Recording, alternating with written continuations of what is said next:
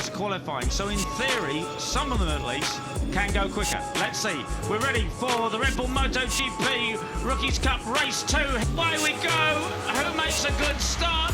Christian Daniel Jr. is tucked in behind. Up the inside. No, it's Brian Uriarte who has it covered and sweeps through the first right-hander. Oh, very, very delicately through turn one. The whole pack got to stay very, very clean and avoiding white lines, but it is Uriarte from Daniel. And then Pratama. Carter Thompson slotted into fourth. He narrowly missed the back wheel of the Daniel Jr. looking for a way past Brian Uriarte, but he can't find it so far.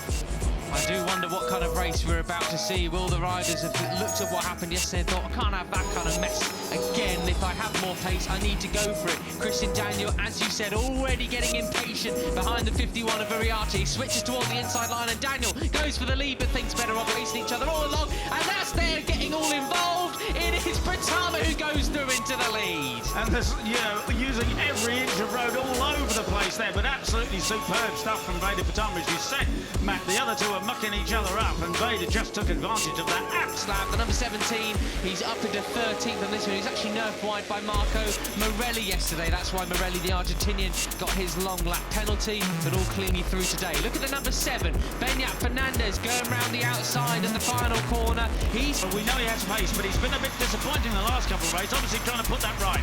Veda Pratama, the 54, alongside Brian Uriarte on the 51, and up the inside is the 50 of Carter Thompson, the Australian. And look at the 13 of Hakim Dinesh as well. Absolutely, and everybody, there's only 3 seconds covering the whole grid at the moment. So 51, it is Brian Uriarte with the advantage. Well, then through the chicanes they come. It is the 51 from the 7. You've also got Beñat Fernandez goes past Uriarte and into the lead. Absolutely wonderful move going into the climbing right-handers of Varabiata 1 and 2. Now in first and third place now in this race, you got the 2 ready to complete lap 2. What happened here? This was the move from Beñat Fernandez. Yeah, there you go. Just hung it out wide, extra throttle, and switched it straight through up the inside to the right. But Thompson and Singapore both switched the inside line nearly on the grass as they now come across the Tricolore. They're going to fan out as they come towards San Donato. Who is going to be the last of the late breakers? You got the number 4 of Sullivan Mounty in there too. Zenmitani the 34, but no, it looks to be Hakim Dinesh who's got the inside line. Mounty there on the inside. He can get all the grip he possibly can from those tyres. Morelli, who went really wide in turn 1, Peter, he's down to 19th now, the Argentinian. We expect him to fight for the championship this year, but it's not working out for the Argentinian right now. He's brilliant one weekend and just doesn't have it all together the next, but it still is Carter Thompson, the 17-year-old Australian, who has the advantage. Oh, superb stuff from the 51 Brian Uriarte there. 4 right now, Red Bull Rookies Cup. Absolutely superb, isn't it? Absolutely brilliant. So, Carter Thompson, 50 has the advantage, but it just changes with every corner, and we're just in for a replica of last year's race, so yesterday's race so far. Yeah, it's no one's really got the starts to beat down here in Mugello, and things heat up. There is Uriarte, your previous winner so far this season. And the 34 of Zenmitani's in second place, the Japanese, 18-year-old Japanese. And he had a fine run yesterday. He was quite close to the front, actually ended up side by side as they go over the hill. Dinesh who's going to come into first. Now it's Uriarte then. So the slipstream effect really takes on. Beñat Fernandez slots into third. Sullivan Moundsy gets squeezed there. The number 4 in between 2 other riders. Proper sandwich job that was. Gets pushed back to 7th. Saw yesterday when it gets to crunch time, the key is to just go for it. Yeah, Beñat Fernandez is going for it up the inside there. The number 7, you're looking back at the number 7, Beñat Fernandez. If you're on board with Uriarte. Indeed. You've got Carter Thompson and Singapore just behind him. Just as we had yesterday, nobody was able to show any kind of advantage at all. And in fact, when you look at the fastest lap of the race, Willem Planck down in... Fernandez just biding his time behind Brian Uriarte. A couple of riders going on the on the green there as Uriarte just sweeps across to try and protect his line and his run out onto the start and finish straight. Now this is interesting, Peter. Look at the gap now he's managed to get through in that final sector along with Christian Daniel Jr. and Beñat Fernandez. And then you've actually got Morelli at 2:01.7, but he's down in 19th place, Peter. Yeah, and the advantage has disappeared, hasn't it? Because, you know, Singapore is already back with them. And as you say, they entered the straight with about a 4 bike length lead, but that has gone. They can start to try and make a break. Right, so there is the 7 of Beñat Fernandez, the 17-year-old Spaniard, the winner of race 2 in Le Mans. He has the advantage for the moment. 70, Christian Daniel Jr., the American 16-year-old in second place. Brian Uriarte in third, and looking right back there is... He's got KJ Monignano for company as well there, who set a 2:02.1 just behind him. That's a really quick lap from the South African. We've not seen too much improvement for him so far this year in terms of his results, but he's far more in the mix than he was previously. Just off the back of this group now. 34 there was Zen Mitani. As we say, he was right at the front. Hakim Danish just ahead of him on the track, the Malaysian, on series leader by 23 points. 4 abreast, and it's Brian Uriarte who has the advantage. Oh, Sullivan Mounsey getting a bit, he's sacrificing a lot of his drive there as he was going up the inside. I don't really think he had too much room. So how late can he brake, though? He does lead them through, but he's all squirrely on the brakes. But he manages to hold the inside line there and get the drive up the hill, so he's done. Peter running over the curbs. Sorry, that was a scary moment. Got your attention. Yeah. You probably got their attention as well. Yeah, absolutely. Right, so Uriarte in second place, looking for the inside line on Fernandez. He can't do it. Mike Yu is there in third. Now, it is only like 20 riders in the first group. And tell you what, Mike Yu keeps looking behind him, and now it's Sullivan Mounsey who's actually taking the lead as they run out from the final turn and down the start and finish straight. Superb, a Brit in front at Rookies Cup, and we haven't said that for a while, but it is the 4 of Sullivan Mounsey. And it's Uriarte from Mitani then, and you've got Mounsey still managed to slot third, so well defended Sully. Great job, almost led over the line, but he still maintains that third position now. Yeah, and he's not happy to sit there. He's having a look as up the inside of Zen. Can't do it there, Brian. Right, so it is still the 4 of Sullivan Mounsey out front. Absolutely brilliant stuff. He has the slightest advantage over the 34 of Zen Mitani, the 18-year-old Japanese. Go on, Sully. Who's that wide round the outside? That was Mike Yu round the outside there. He keeps looking behind him, though. He needs to tries to get as much speed as he can out onto the start and finish straight. As the person in third there is Mitani, just goes across the green. Beñat Fernandez in fourth, so they come across the line neck and neck. The American and the Brit. It's the Anglo Alliance leading the way in Rookies Cup. And it's 230 kilometres an hour. There as well, still lurking, the series leader. You cannot count him out whatsoever, can you? He's been so good this year. Yesterday was the first time he was off a Rookies Cup podium all year long. Chaos, isn't it, Peter? It is. So no fastest lap. Pace down into 20th again, got bullied again, and someone's gone off in the background at RBR to 1, Peter. That's a big shame for whoever that was, because that will surely ruin their race. We'll see who plummets down the timing screens from that one. But yeah, a rider has gone off at RBR to 1 into the gravel trap. There we saw 51. Any serious injury? But it is the 7 of Beñat Fernandez who has the advantage. There's the 34 of Zen Mitani back in the group then. But around the outside, it's Ega Pratama, yesterday's winner, who takes the advantage down onto the start and finish. The fastest rider of the race is Morelli in 18th, though. He's at the back of this group.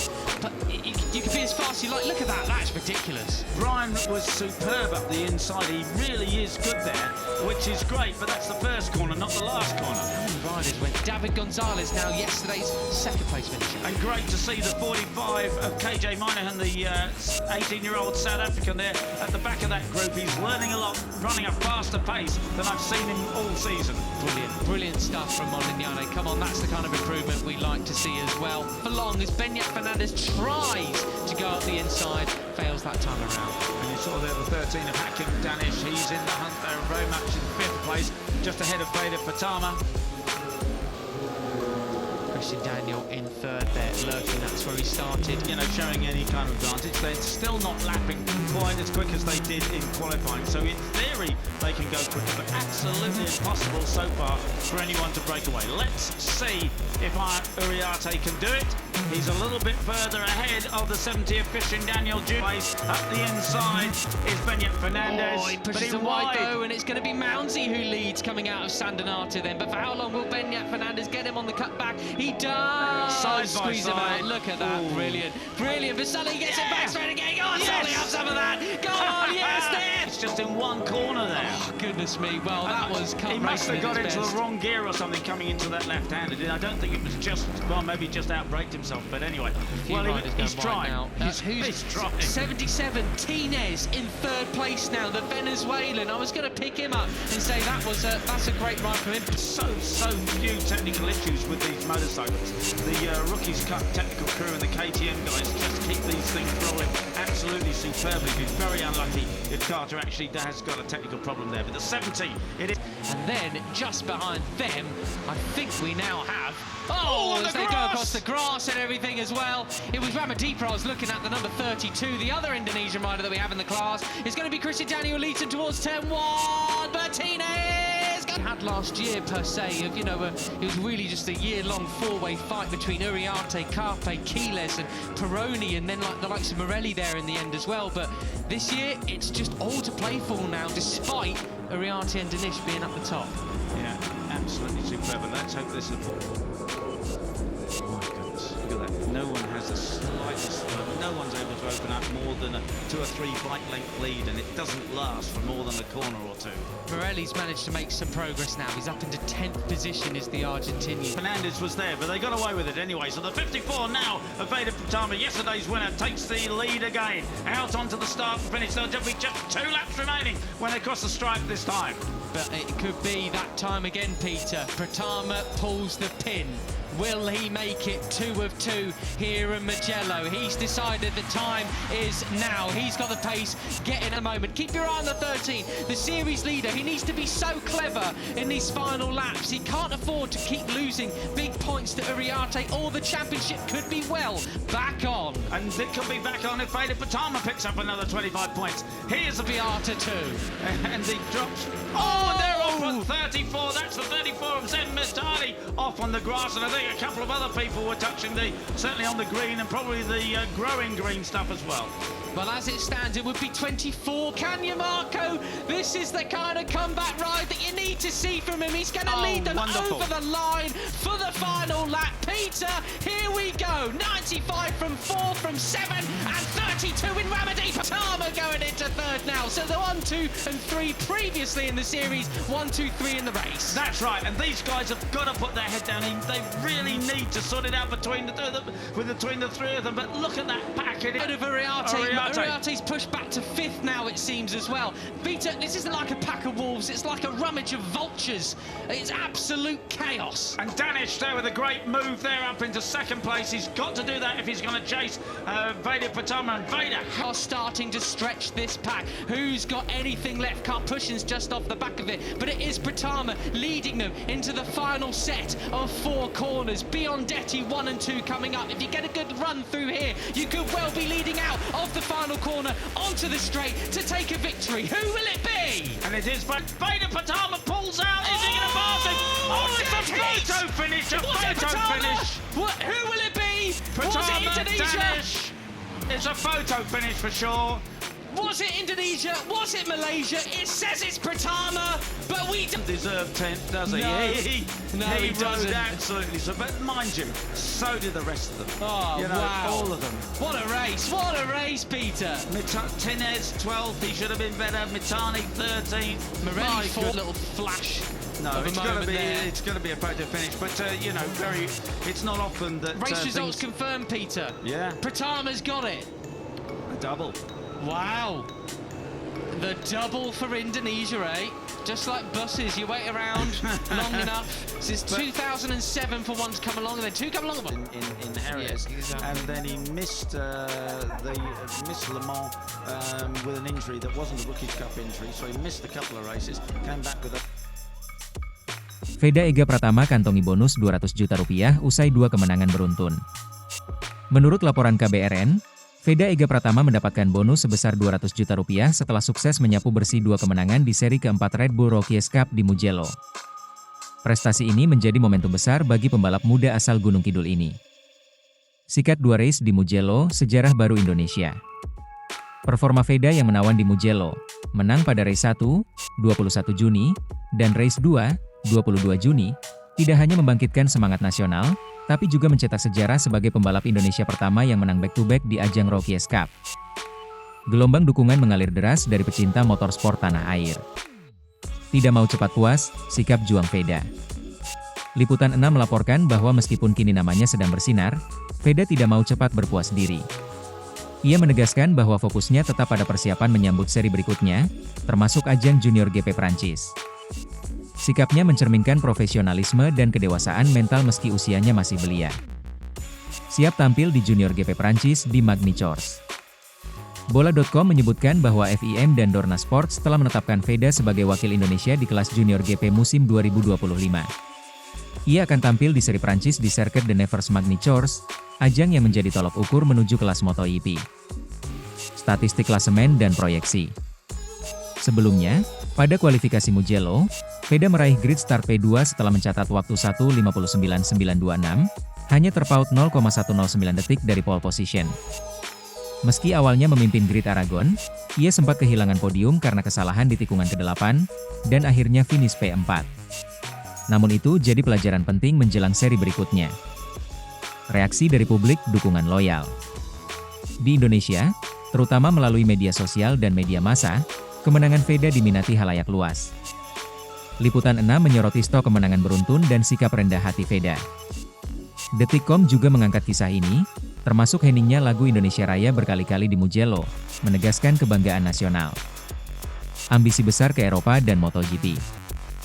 Momentum cemerlang ini juga menjadi panggung bagi visi besar Veda ke depannya. Ia ingin terus maju menembus kelas Eropa, ya Moto3 hingga MotoGP. Target ini muncul menyusul keberhasilannya di Asia Talent Cup 2023, dan catatan gemilangnya di Asia Road Racing Championship. Ringkasan 5 poin utama saat ini. 1. Kemenangan ganda di Mugello bonus 200 juta rupiah dan sejarah baru. 2. Mentalitas juara, tidak cepat puas, tetap fokus dan profesional. 3. Langkah selanjutnya, siap tampil di Junior GP Prancis. 4. Pembelajaran dari kesalahan, grid P2 di Mugello dan finish P4 di Aragon. 5. Dukungan nasional, sorotan media, dukungan fans, dan semangat patriotik. Kesimpulan.